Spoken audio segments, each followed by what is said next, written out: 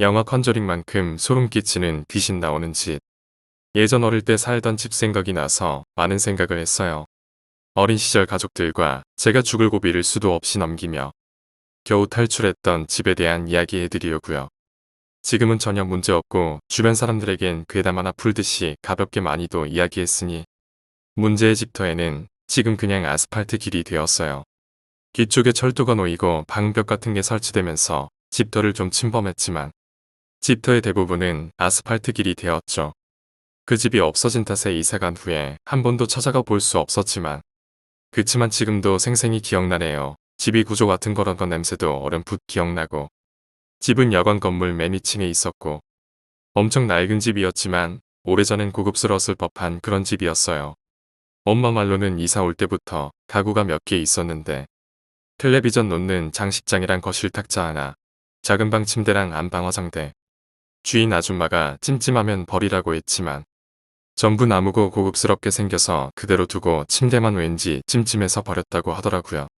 제가 기억하는 그 집의 첫인상은 하루 종일 햇빛이 잘 들지 않아서 벽지라든지 곰팡이가 많았고요. 바닥도 나무고 햇빛이 잘 안 들어 바닥이 썩은 곳도 있었고 집 자체도 엄청 낡았는데 벌레 한 마리 없었던 것. 심지어 여름인데 모기도 없었어요. 처음엔 무섭다든지 그런 건 못 느꼈어요. 그저 마냥 신나고 그랬죠. 그 전에 내 가족이 한 방에 잤었는데 그렇게 갖고 싶던 오빠 내 방이 생긴 것이 기쁘고 집이 이상하게 꼭 마음에 들었던 것 같아요.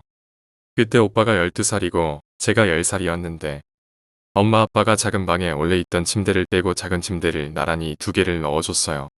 일주일은 아무 일도 없이 잘 지나가고 이사 간 후 일주일 뒤 오빠 일기엔 수요일이라고 돼 있어요.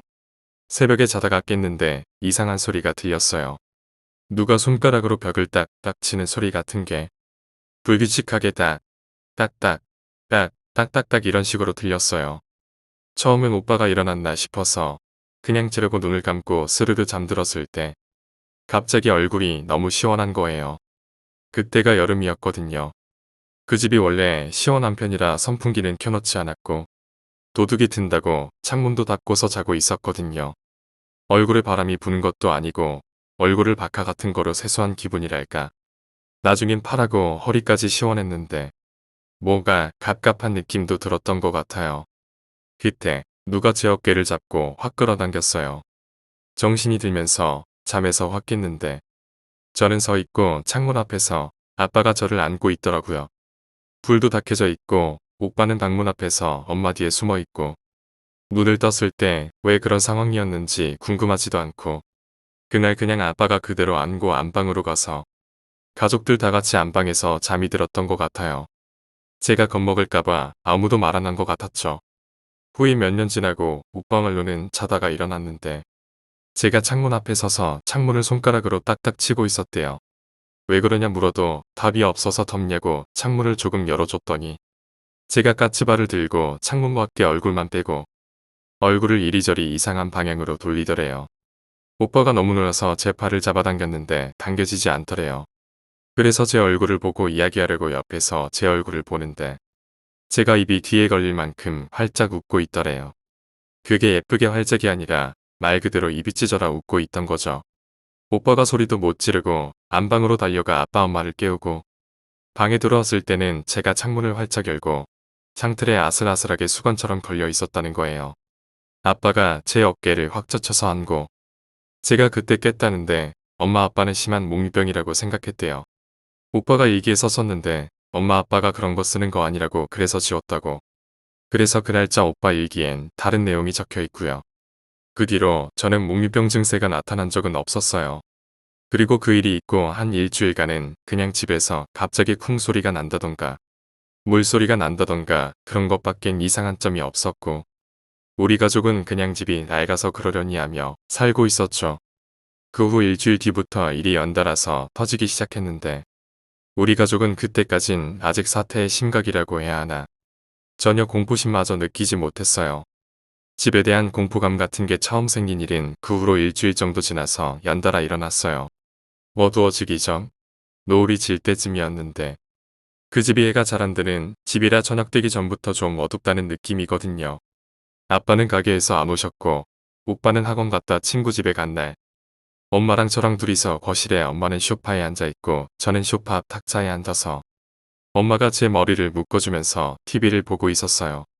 탁자에 양반다리하고 앉아있는 제가 엄마한테 탁자가 밑에서 자꾸 쿵쿵거리라고 했대요. 엄마는 그냥 대수롭지 않게 생각하시고는 밑에 층에서 뭘 하는가 보다 하고 저한테 말씀하셨대요.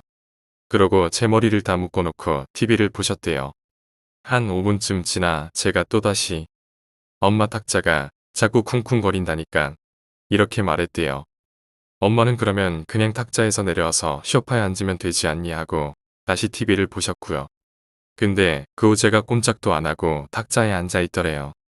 엄마는 제가 삐져서 그러나 보다 하고 제 이름을 부르시고 제 팔을 잡았대요. 저는 대꾸도 안 하고 TV만 보고 있는데 그 순간 제 팔을 통해서 쿵 하는 느낌이 전해졌대요. 바닥에 있는 엄마의 발은 안 느껴지는 진동이 탁자랑 저만 쿵 하고 울리는 듯한 느낌이었대요. 그러고는 순간 엄마가 탁자 밑에 뭔가가 있나? 혹시 커다란 짐승이라도 있는 게 아닌가 하는 엉뚱한 생각을 하시고는 탁자 밑을 보아야겠다는 생각을 하셨대요. 탁자는 낮았고 나무였어요. 둥그런 나무 판자를 밑에 네모난 나무가 받치고 있는데 탁자 밑에 8cm 정도만 공간이 뚫려 있는 그런 탁자였어요. 처음엔 그냥 다리를 벌리고 손을 탁자에 댄 채 고개를 숙여서 탁자 밑을 슬쩍 봤는데 검게 왔다 갔다 거리다가 손에 쿵 하는 느낌이 전해지더래요. 엄마는 너무 놀라서 소리를 지르며 저를 때리고 TV 쪽으로 몸을 피하셨대요. 그러고 천천히 멀리 떨어져서 탁자 밑을 보려고 엎드리셨는데 순간 시커먼 게 확 튀어나와 엄마를 덮치셨대요. 엄마는 순간 눈을 감고 허공에 팔을 휘저으면서 미친 사람처럼 소리를 고래고래 지르셨대요. 그러시다 정신이 빠져서 거실에 저를 두고 기어서 안방으로 도망을 가셨다가 이내 정신을 차리고 나와 저를 챙기고 집에 있던 막대기 같은 걸 집어와서 거실을 샅샅이 뒤졌는데 그 검은 것은 온데간데 없고 형체도 없더래요. 저한테 그것을 봤냐고 어디 갔냐 물으니 제가 손으로 가리키는 곳은 탁자 밑. 그 후에 오빠가 오고 아빠가 와서 탁자 밑이랑 온 가족이 집 곳곳을 찾아다녔지만 그 검은 물체의 정체는 알 수 없었고 결국 흐지부지 그 일이 끝나고 이틀 후 해가 저물고 깜깜해질 때쯤 일이에요. 이 일은 저도 아직 생생히 기억나는 일이에요. 그 집은 안방과 작은 방 그리고 너무 작아서 그냥 창고로 쓰기로 한 방. 그치만 저희 식구가 원래 4명이 한 방에서 살았어서 이사 올 때 짐도 별로 없었고 창고를 쓸 일이 없어서 그 방은 그냥 가족 앨범이라든지 예전 갖고 놀던 장난감들이 한켠에 조금 있고 텅 비어 있었어요. 놀기 좋은 방이었지만 그 방은 창문이 너무 작아 햇빛이 제일 안 들어서 곰팡이가 많이 피어 있고 화장실 옆이라 그런지 냄새가 나서 오빠랑 저랑은 잘 안 들어갔었죠. 아무튼 그날은 가족끼리 거실에 앉아 있었는데 아빠랑 엄마랑 이야기를 한참 하시다가 아빠가 화장실에 가셨어요. 저랑 오빠는 옆에서 각자 TV 보고 있었고요. 근데 아빠가 갑자기 큰일 보시다가 밤에 그렇게 크게 웃으면 안 되지 하시는 거예요. 엄마는 잘못 들으셨는지 뭐라고요 하고 되물으시고 제가 그런 것이 아니니까 가만히 있었어요. 아빠가 그 후 아무 말이 없자 엄마가 저랑 오빠한테 아빠가 뭐라고 하시니? 하고 물었고 오빠는 대답을 안 하고 저는 밤에 시끄럽게 하지 말래요 하고 말했어요. 엄마는 그게 무슨 소리지 하시고는 아빠를 부르셨어요. 그때 물 내려가는 소리가 들리고 아빠가 곧 거참 그 방에 생전 안 들어가더니 하시면서 나오셔서 우리한텐 눈길도 안 주시고 화장실 옆 그 방에 물을 쾅 닫고 들어가시는 거예요. 엄마는 멍하게 그 모습을 보고 계시고 그때 오빠가 벌떡 일어나서 그 방 쪽으로 뛰어갔죠. 우리 아니에요. 저 아니에요. 이러면서 미친 사람처럼 문을 열려고 문고리를 돌리는데 안에서 잠그셨는지 안 열리고 오빠는 막 울기 시작했어요. 그 방 안은 정적이 흘렀죠.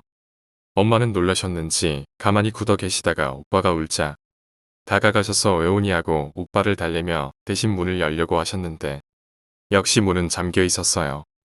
엄마도 당황하신 듯 여보 하고 부르며 문에 귀도 대보고 그러셨죠. 오빠는 옆에 뒤져앉아 엉엉 울어댔어요. 그러고 엄마가 한참 아빠를 부르고 있는데 문이 열리고 아빠가 나오셔서는 소파에 그대로 앉으시는 거예요.